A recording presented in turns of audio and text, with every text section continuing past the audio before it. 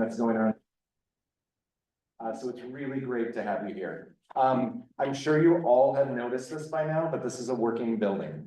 We're going to hear sounds, we're going to hear noises, and just want to ask for your grace throughout the next couple of days, knowing that you're trying to have important conversations. This is also a space where we make a lot of operations happen on behalf of local farmers and food producers, and we also have about 8 local businesses that are co-located in this space with us.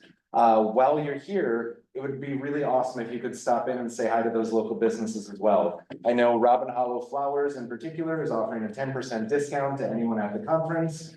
So just stop in, learn their stories, hear about what they're making or what they've been growing. It's really a showcase of some of the best things that are going on in Rhode Island. And we're really happy to have those folks here as a part of this building.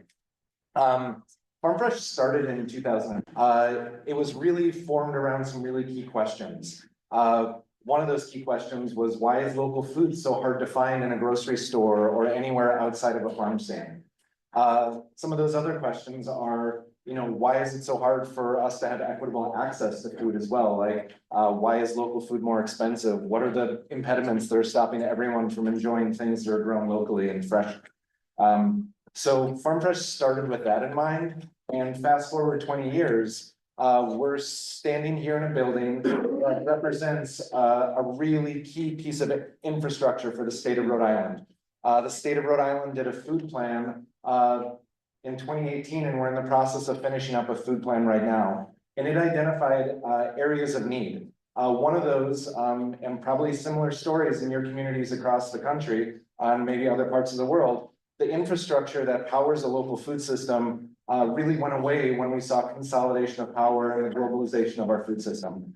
So things that we do here, our warehouse, our kitchen, the places where we do processing, those don't seem like a big deal, but having started where we started and seeing the growth from there, probably knowing where many of you are in whatever the continuum of growth or scale your organization is, we all start from really humble beginnings. And I have a lot of pride coming into this space every day that we were able to put something down on the ground that's going to live past us, and something that hopefully will be able to serve as a place where farmers, local food producers, folks who need access to good, fresh food, this is a tool that's going to help in that cause. Really, all of what FarmFresh does is centered around the idea of how can we have a local food system that works for everyone in Rhode Island. So how that started for us was really with farmers markets.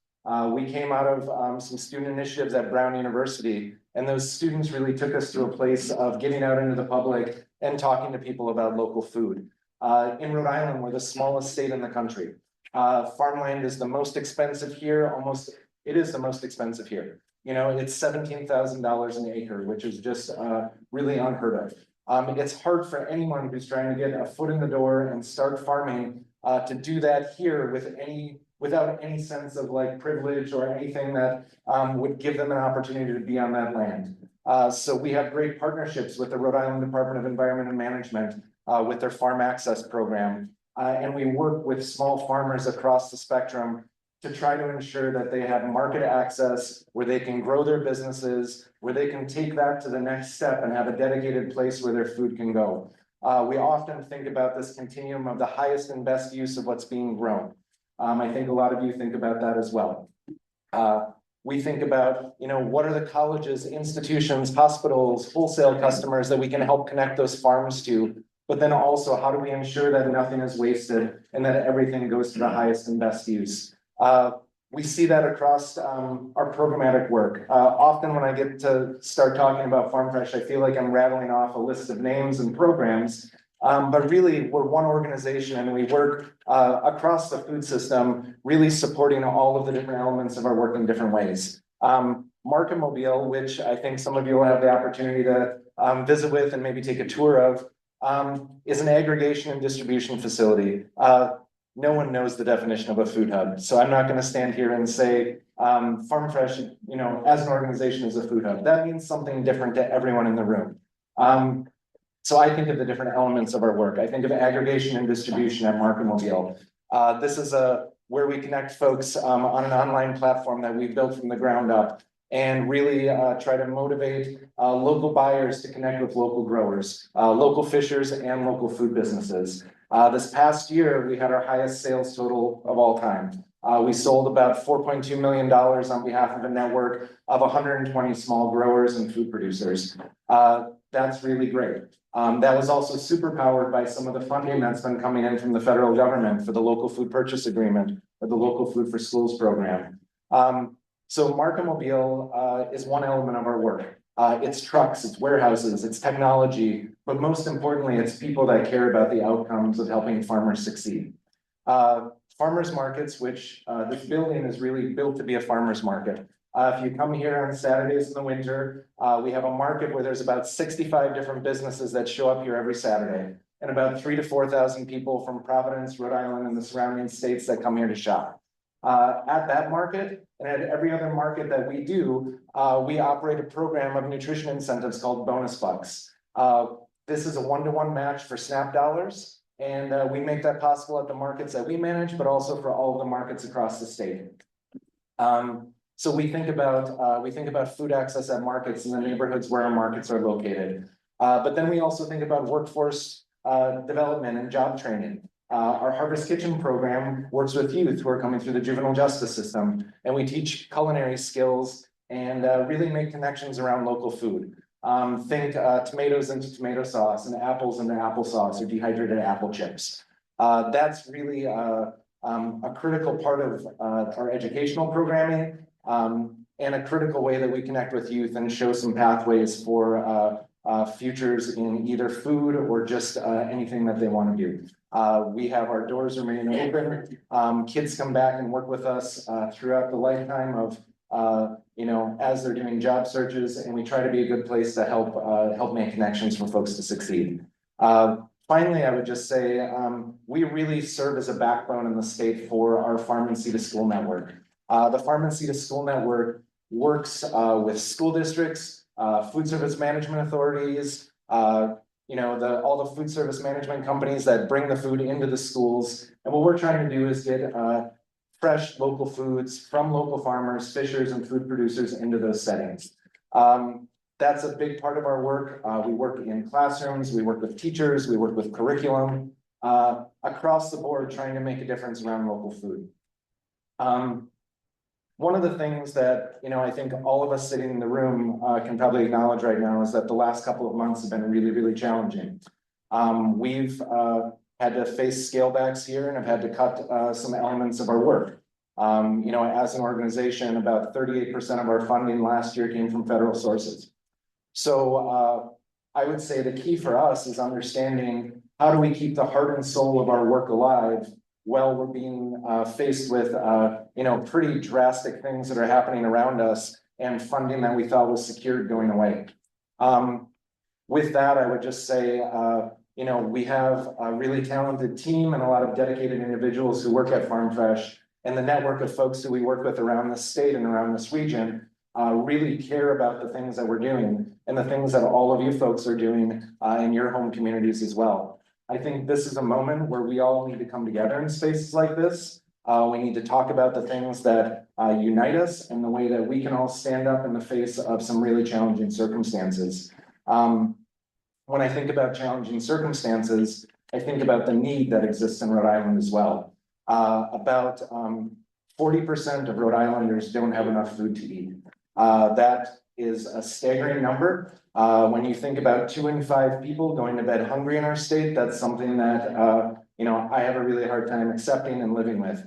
And I know everyone in this room cares about those things as well. I'm really delighted right now to introduce Natalie Varallo, who's our managing director at Farm Fresh Rhode Island. Natalie's going to talk a little bit about our Hopes Harvest program and really kind of frame for you all how we make these connections and how this work is so important to us. So on behalf of Farm Fresh, I've been here 15 years, so I'm still not a Rhode Islander, but on behalf of Rhode Island, welcome. We hope you have a good time. It looks like you have amazing activities planned. So just enjoy. And if you have any questions about any element of our work, talk to any of us and we'll be happy to do a deeper dive into what Farm Fresh is and what we're all about.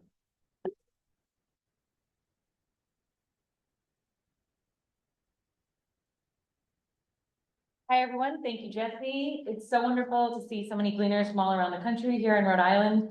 There's so many exciting workshops happening over the next day, so I'm just going to take a couple minutes of your time to talk about specifically about Hope's Harvest. Jesse really introduced you to Farm Fresh overall, and Hope's Harvest is really our specific cleaning program, and it's why so many of you are here today. One of the things that I really appreciate is how something as tangible as harvesting an unwanted or forgotten vegetable can have such a radical impact on community. Hope's Harvest is really rooted in the principles of food justice, working to improve food access, food security, and food sovereignty around the country. We believe in the importance of healthy, fresh, local, and culturally appropriate food for all. At Hope's Harvest, we approach gleaning work as food justice work, community work, social justice work, economic justice, and environmental justice. We don't see it just as a gleaning program. Hope's Harvest fills an important role in the supply chain, and we have a really unique opportunity to prevent food waste while providing our community essential, nutritious food resources. So many people have to come together to make a gleaning program like Hope's Harvest a success, and the strength of our program really represents the strength of our community. Hope's Harvest works with farms across Rhode Island to harvest produce that would otherwise be left in the field. However, over the last few years, we've also been able to expand our work to include forward contracting and surplus purchasing as a way to support farmers and a way to address systemic inequalities present in the food system and overall financial barriers farmers face. We also run a farm to food pantry program, giving hunger relief agencies the power to purchase locally grown food most needed by their community from our online food hub, Market Mobile.